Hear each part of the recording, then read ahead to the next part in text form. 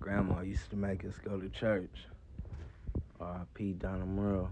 It's me and Mook right there. 90s. Thinking we cool. So I started off playing the drums. Then boom. Start doing the wrong things, shit happened. And from there, it just kept growing and growing. Got back in control of things. I got my GED when I was 23 in prison. You know, I started going to college when I was probably like 25.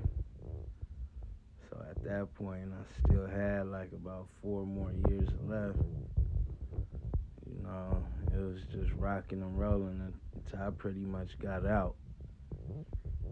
But as far as change my mind, I had my mind made up when they called me on the run. About time I got to prison, I just knew I had to do, what the Romans do to make it out that thing. So that's what I did. But man, just looking back at how time flew. This is my first month out right here.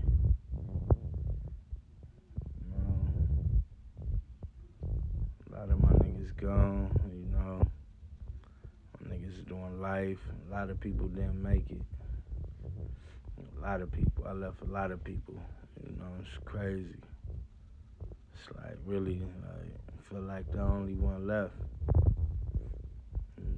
That's why I'm pushing it to the limit to produce more. If I could get my kids on it, if I could get other people's kids on it, if I could get the world with it, because right now we shout R.P. Javon. And this all like in 10 years, I started doing better things with my life. I started making different goals, and stuff started coming out different. Start raising my kids, start building brands. I started, creating relationships, that's real important to me that I learned a lot from. It's like this 10-year journey, it's really it ain't even enough bad stuff to talk about. Everything that really happened bad was pretty much my fault. I kept, falling to temptation. But once I got back on track, it was on. It seemed like everybody in my family started doing the right thing once they seen me do it. And, they was used to me just going to jail. They felt safer with me in jail than in the streets because they know I was out there wild. But I just seen the change, and now I see, this is how you get it. This is how you crack it off. This is how you break them cycles. This is how I start, And I really had to push myself to the limit to, get it right here. And now look, I done been everywhere around the world. I done been to so many prisons. I've been in the A juvenile hall in Los Angeles County. I've been in county jails from up north to down south. I've been to jail in China before. But that's another story, man. It's my family. That was my first week out. Went down when I was 21, got out when I was 29. It was a bumpy road at first. I probably didn't get it all the way right till like 35, but once I did, everything started falling in line. But I really know, everything lined up because I was true to myself. I was true to my goals, and I stuck to the script. And anytime you that consistent doing anything, it's going to go. So, yeah, a 10-year marathon, that's about right. I had I thought it was gonna be more of a short term goal to get on, but that was, I didn't know. I knew how to successfully pass prison, but I hadn't been successful in life yet.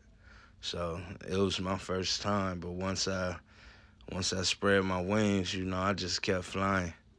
I just kept going, and to all my peoples that got to start off from scratch, whether you was incarcerated or you just been out here and it been bad for you, like, you know, uh, look at it as a long term goal. hmm Make those, do those little, take the baby steps and get the baby accomplishments, you know, as you go. But it's long term. You want to build something, consistently build, and create yourself. Like, I started right there in that room, the small 2 bedroom, little roaches, all that. And I opened my shop. It's my first shop right here, Ambition Barber Studio, out there in China. I've been all over popping it. But whatever it is, just stick to it. Make a long term goal to stay in the game, and that's why I'm here right now. I had to revise my game plan, but I did that because I got more knowledge and information, and once I got that, it was on. So I've been able to raise kids. I've been able to, raise a family. Been able to teach my kids. I've been able to, you know, I've been able to network and build relationships with people, that mean a lot to me. Like, I accomplished so much, but it took so much time. I'm not even at my prime yet, and this feel like just the tip of the iceberg, and it's only 10 years, you know.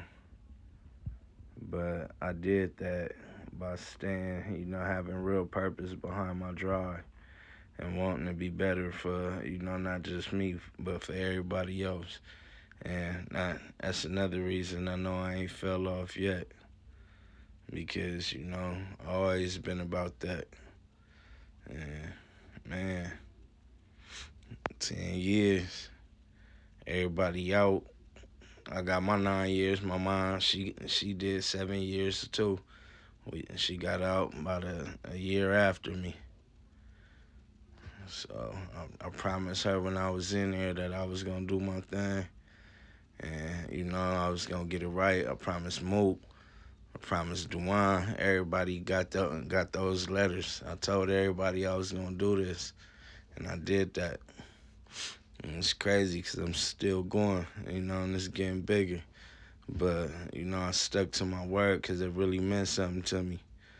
You know, not too many people stuck by, but I didn't even need them to. It was more about me getting a hold of myself.